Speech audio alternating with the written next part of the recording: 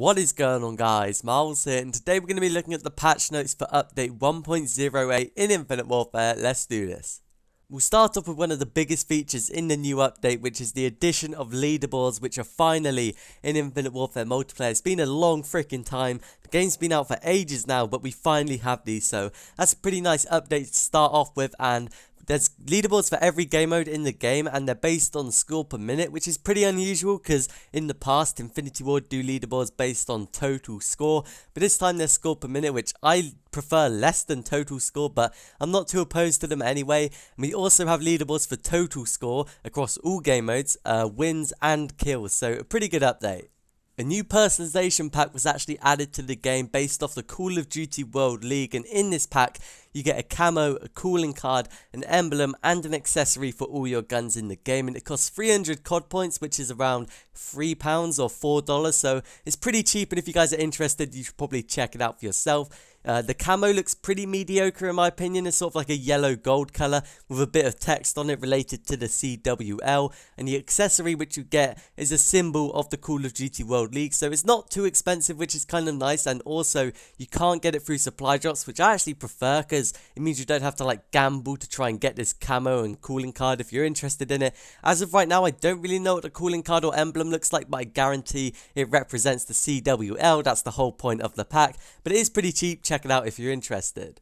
Whilst we're on the topic of camos, they actually updated some of the camos in the game from the recent supply drop update, because some of them before looked absolutely dreadful. They were just horrific, especially like the country flags and like that fox camo as well. They were just so bad, and some of them have been updated now, which I think is really good and is definitely a necessary update. I didn't really have any of the really bad camos, so I can't really show you any of the improvements, but hopefully they're going to be a lot better. Mission teams have also seen an update, as you can now get up to level 100 with each mission team in the game. The Blood Anvil hasn't been added, which has been leaked a while ago, and we're not sure when that thing is actually going to be added, but each time you level up after 50 to 100, you get salvage for the level up, which is really good because currently it's pretty difficult to actually get salvage in the game. And you can also get Mark II versions of the mission team only weapon variants, which is pretty awesome. They haven't added a combat record with this update, but there is a section called medals which has been added. You can see all of your medals currently in the game. There's quite a lot of them actually. It's way more than I actually thought there was, but there's tons of them. You can check them out on screen right now. There's some for combat, game modes, kill streaks, streak shutdown, payload kills and payload shutdowns.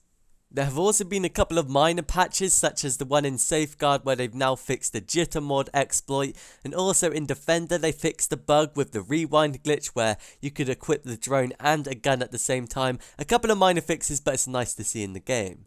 Double XP has also been activated for the entire week until February the 3rd on all platforms, which includes double weapon XP in multiplayer and zombies, which is a pretty nice update. They also added a temporary game mode called Hyper Team Deathmatch, which also lasts until February the 3rd. And in this game mode, payload charges have been bumped up to 7 times speed, so you're going to be able to use your payloads a crap ton more in this game mode, and it sounds pretty fun. But there we have it. That was update 1.08, which was implemented into Infinite Warfare yesterday. Let me know what you guys think of the changes down in the comments below, and if you guys found the video useful, if you could leave a like and subscribe to the channel, that'd be absolutely awesome. But I'll see you guys in my next video.